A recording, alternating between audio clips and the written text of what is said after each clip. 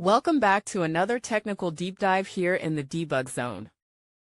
Today we're tackling a big question and breaking it down with insights from other users. Hopefully this clears up some misconceptions and helps you get the answer you need. So buckle up, stay a little curious, and let's jump right in.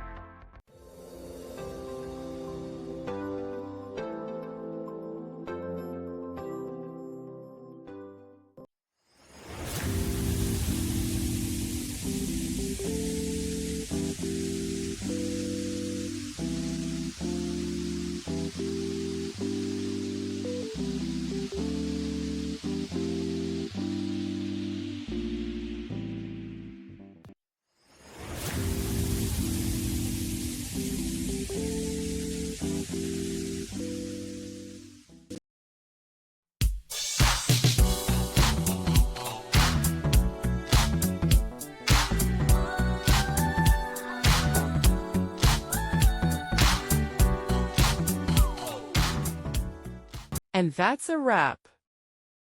I hope you found the answer you were looking for. If you did, take a second to hit that subscribe button. It really helps out. And let me know in the comments which solution worked best for you. See you next time in the debug zone.